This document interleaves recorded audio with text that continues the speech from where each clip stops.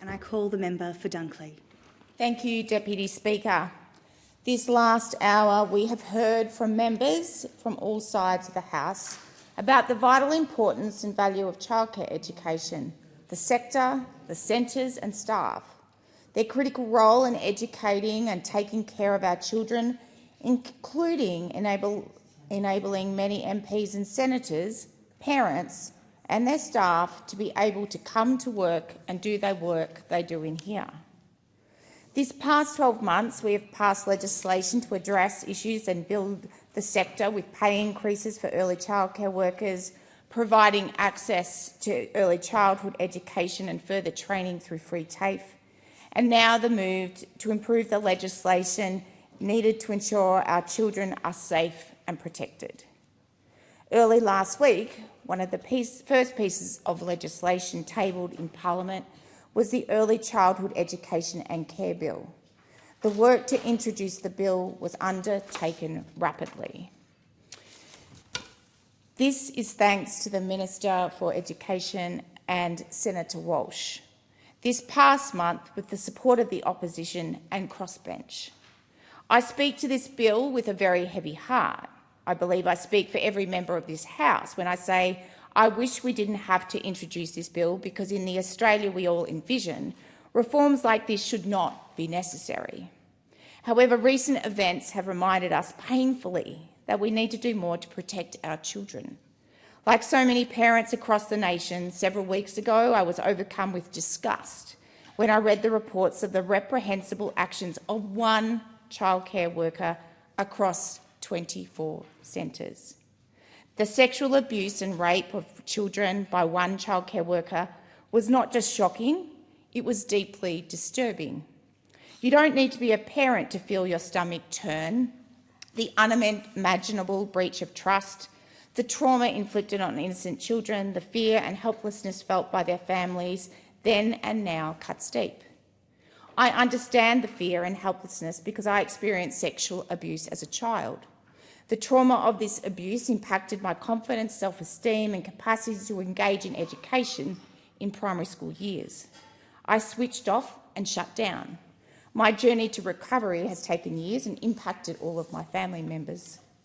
That is why the events of recent weeks struck such a deep chord in me as a parent, as a representative in this House, and a person with lived experience who cherishes children, their innocence, and the need to protect them and keep them safe.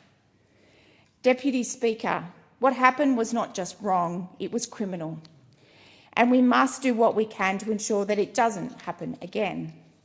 As we think about recovery and the support these families and children need, we have to do more to prevent this sort of thing happening in the future. That is what this bill is focused on, protecting our children, supporting their families and ensuring we can trust our early childhood educators and the care system. Trust in our early childhood education and care system is not optional.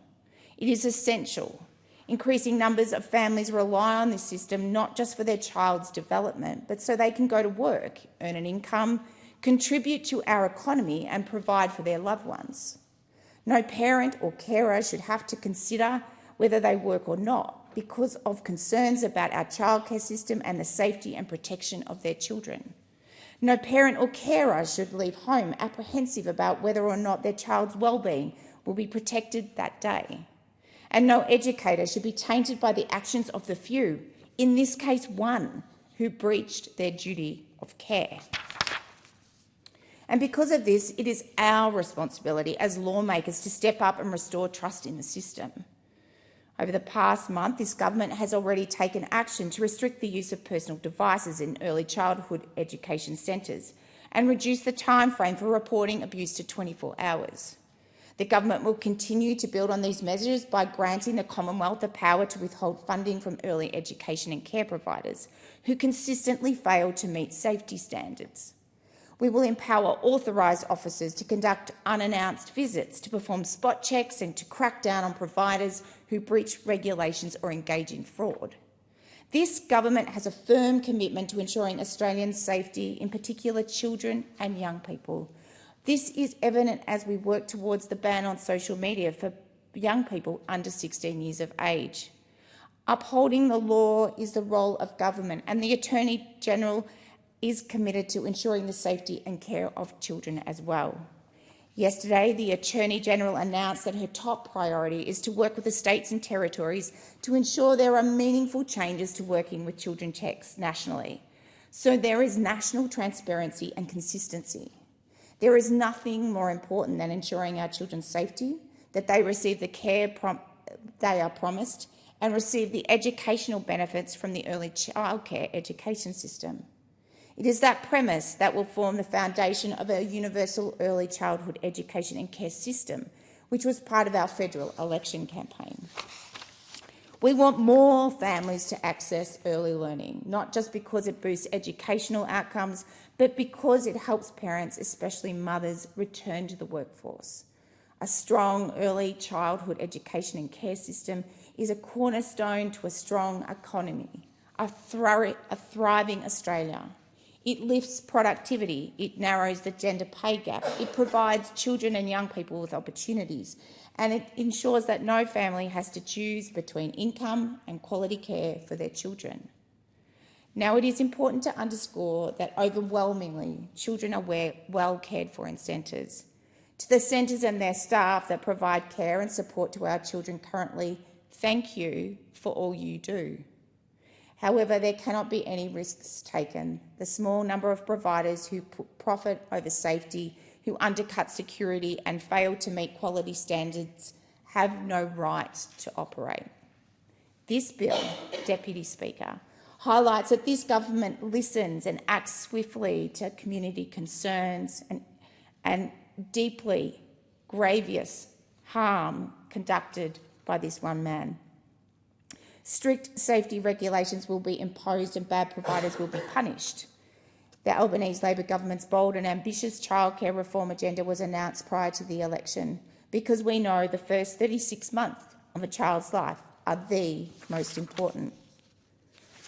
From 1 July 2026, our 3-day childcare guarantee will take effect, benefiting 66,000 families in its first full year and delivering savings up to $11,000 per household. That is real support for real families. We must ensure we support and build our early childhood education sector for years to come. This bill is part of this vision for our future. In the electorate of Dunkley, we have many childcare centres and childcare workers who are dedicated to the children and their families. They are professionals and work tirelessly to provide great care. In an electorate like Dunkley, many of them have attended Chisholm TAFE and benefited from free fee TAFE this past 12 months. I've met the students, I've heard their stories, and Adele Patterson from Frankston recently completed her childcare course. I asked her recently about her views on the events of the past month. Adele shared with me a number of strategies to lift the standards of childcare safety for children. She commented that we need males in our workplace, in childcare centres. They can be very good role models for the boys in our centre. She recommended that if you don't have your Certificate 3 in early childcare, then you shouldn't be hired, while centres should offer more training for new staff and ongoing training for existing staff. Some of the issues we are required to deal with as politicians are simply not political, and this is one of them. This bill is not up for debate.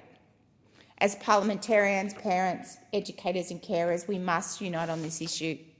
We must show leadership as we work to pass this bill with the unity and urgency it deserves, because the safety, security and well-being of our children is paramount. This bill is not about sowing fear or alarm. It's about restoring trust. It's about telling parents your child's safety is our top priority, and we will enforce that with the full weight of the law. To the early childhood care educators who are professionals, we value you. We have zero tolerance for abuse, and this legislation puts that principle, this value, into action.